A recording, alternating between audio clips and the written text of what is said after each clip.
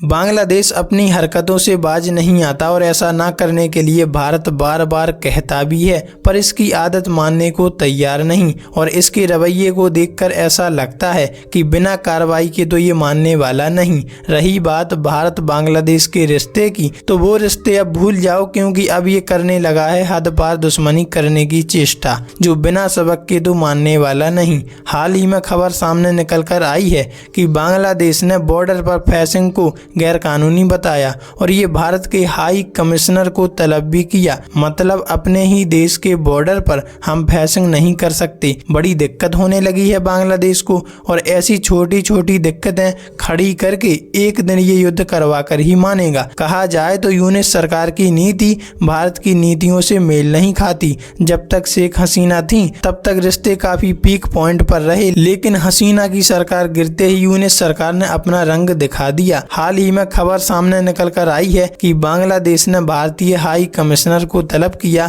और कहा कि भारत बांग्लादेश बॉर्डर पर हो रही फेंसिंग इलीगल है। बांग्लादेशी विदेश मंत्रालय ने फिर भारतीय हाई कमिश्नर बीएसएफ की तरफ से की जा रही फेंसिंग को गैर कानूनी बताया। बांग्लादेश ने आरोप लगाया कि भारत की ऐसी नीति द्विपक्षीय समझौते का उल्लंघन करती है, वहीं दूसरी ओर खुद पूरे विश्व के सामने शांतिपूर्ण भाव को दर्शाता है, लेकिन खुद इसका पालन नहीं करता। इन्होंने द्विपक्षीय समझौते का उल्लंघन करते हुए बॉर्डर पर 5 स्थानों पर फेंस लगाने की कोशिश की। बांग्लादेश की सरकारी न्यूज एजेंसी बीएसएस ने बताया कि भारतीय हाई कमिश्नर ने बांग्लादेश के विदेश सचिव जसीन उद्दीन के साथ करीब 45 मिनट इस मुद्दे पर बात की। हालांकि बांग्लादेश की अंतरिम सरकार ने इस मामले में कोई बयान जारी नहीं किया। भारतीय हाई कमिश्नर ने इस बैठक के बाद कहा कि दोनों देशों में सिक्योरिटी के मुद्दे पर बाड़ लगाने की सहमति है। दोनों देशों के सुरक्षा बल बीएसएफ एंड बीजीबी ने इस मुद्दे पर बात भी की।